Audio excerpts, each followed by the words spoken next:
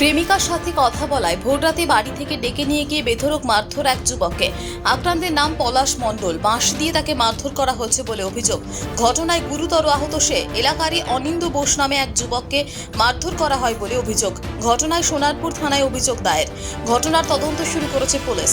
এই ঘটনায় এখনো পর্যন্ত কেউ গ্রেপ্তার হয়নি। ঘটনার তদন্ত চলছে বলে পুলিশ সূত্রের খবর।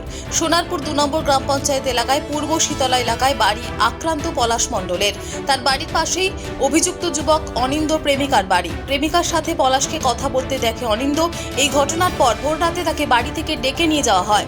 অনিন্দই তাকে ডাকে বলে জানিয়েছেন আক্রান্তের মা।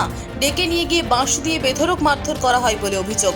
ঘটনার জেরে মুখে গুরুতর আঘাত পেয়েছে পলাশ। কোনো রকমে নিজেকে রক্ষা করে পালিয়ে আসে সে। সকালেই সোনারপুর থানায় অভিযোগ দায়ের করে। সমগ্র ঘটনার তদন্ত শুরু করেছে পুলিশ। আমি তো ঘুমাচ্ছিলাম কাজ থেকে এসে, বুঝেছেন। রাত 3টের সময় ওই ছেলেকে ফোন করে ডেকে নিয়ে গিয়ে ওই বাড়ির পাশেই ও এক ভীষণভাবে মেরেছে। মেরে মানে মাথায় ঘাড়ে মেরে ওকে বাঁশের বাড়ি মেরে একদম পুরো অজ্ঞান করে ফেলে দিয়েছে। তারপর বাঁশ দিয়ে পেটেতে হাতে এদিকে গলায় চোখ তুলতে নিতে এসে বলে তোকে পুরো মার্ডার করে ফেলবে। আর ওই লাস্ট পর্যন্ত আমার ছেলে ভয়েতে নে লোকের বাড়িতে নে মানে জীবন বাঁচানোর জন্য বলে তোকে মেরেই ফেলে দেবো।